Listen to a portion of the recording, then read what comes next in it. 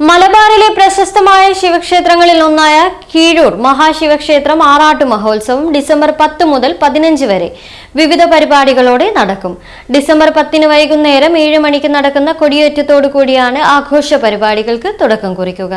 ബ്രഹ്മശ്രീ തരണനല്ലൂർ തെക്കിനിയടത്ത് പത്മനാഭനുണ്ണി നമ്പൂതിരിപ്പാടിന്റെ മുഖ്യ കാർമ്മികത്വത്തിലാണ് കൊടിയേറ്റ ചടങ്ങുകൾ നടക്കുക. തുടർന്ന് വെബ്സൈറ്റ് ഉദ്ഘാടനവും കലാപരിപാടികളും അരങ്ങേറും.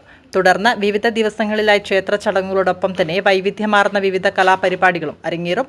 ഉത്സവത്തിന്റെ സമാപന ദിവസം ഡിസംബർ 15 ഞായറാഴ്ച വൈകുന്നേരം 3 മണി മുതൽ വിവിധ വരവുകൾക്ക് തുടക്കം കുറിക്കും. രാത്രി നടക്കുന്ന എഴുന്നള്ളത്തിൽ ആയിരക്കണക്കിന് ഭക്തജനങ്ങൾ പങ്കാളികളാവും.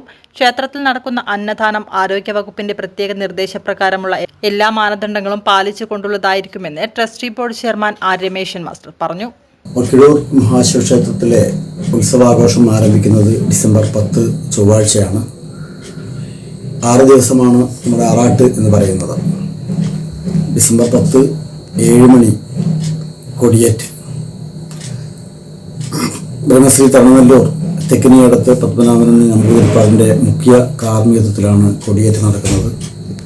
അതിന് ശേഷം നമ്മുടെ ക്ഷേത്ര മഹിളാ സമിതിയുടെ ഒരു തിരുവാതിരക്കളി 10 മിനിറ്റ്. 7:45 നമ്മുടെ വെബ്സൈറ്റ് ലോഞ്ചിങ് ആണ്. സ്റ്റേജിൽ സ്വതന്ത്രി ബ്രഹ്മശ്രീ തരണനല്ലൂർ തെക്കിനിയടത്ത് പത്മനാഭനുണ്ണി നമ്പൂതിരിപ്പാട് തന്നെയാണ് ആ വെബ്സൈറ്റ് ലോഞ്ചിങ് നടത്തുന്നത്.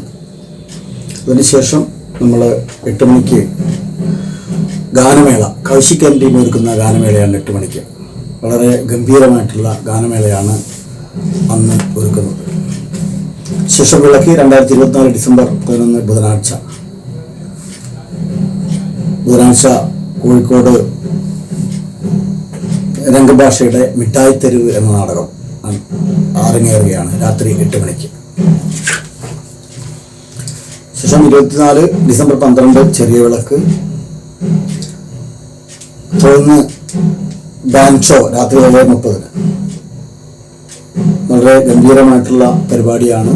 ഒരു വെറൈറ്റി പരിപാടി കൂടിയാണ് ബാൻഡ് ഷോ എന്ന് പറയുന്നത്.